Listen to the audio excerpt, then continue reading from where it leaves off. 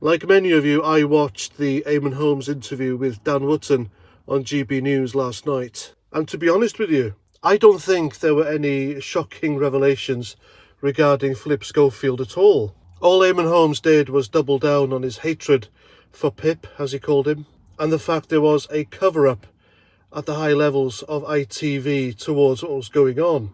There was also a story about a taxi, and according to Eamonn Holmes, ITV would pay for 2 taxis from Schofield's address to the This Morning studios, one for Schofield and one for his lover, Matthew McGreevy.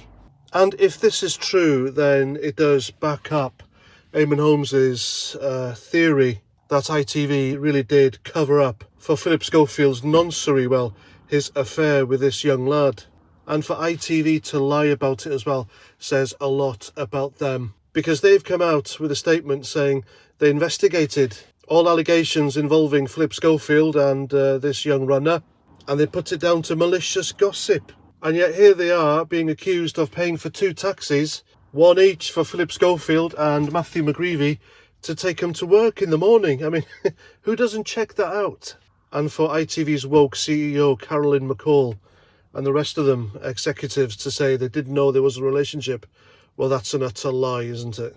And one thing grates on me when you hear the mainstream media talking about this, and it's still in the news. This is big stuff. This is still a hot topic everywhere. Everyone's talking about it.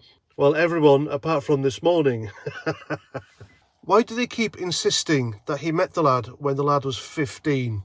Now, I'm not going to post a photo on here because it would be pointless. I did, I think, on my last video, the video before, of Philip Schofield at the Two-Faced Theatre Company. And within the bunch of kids who were stood with him having their photo taken is Matthew McGreevy. But I've had to hide people's faces for monetization and publication on YouTube purposes. Anyway, you can see that photo yourself. And in that photo, Matthew McGreevy clearly isn't 15. So why the hell is people like Pierce Brosnan, Julia Hartley-Brewer, and everyone else on the talk radio shows and the papers, why do they keep insisting that he met the lad when he was 15, when in that photo he was clearly not 15, he was younger? That is not a 15-year-old boy in that photo, and Philip Schofield has clearly met him there. And just to reiterate, the problem here isn't Philip Schofield's sexuality.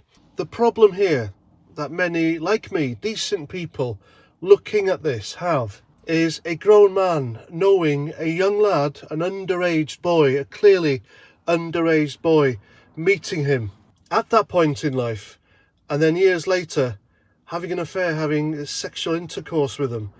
It's degrading, it's repulsive, it's sick. And this is where the problem lies. And everyone else is screaming about it from the rooftops, but the mainstream media, they don't even mention it. They're pressing on this fact that the lad was 15 when he met him, when he clearly wasn't. So if you meet someone when they're underage, they're clearly vulnerable, you kind of keep contact with them, you help them out with their career, and then discard them after you've had an affair. That's grooming. That is classic grooming. And that is the crux of the problem. And if this Matthew McGreevy fella doesn't pop out of nowhere and start speaking soon, then I think he has indeed been paid off. This story will go away and another one will get away with it. And there we go, that's my video. Hope you like.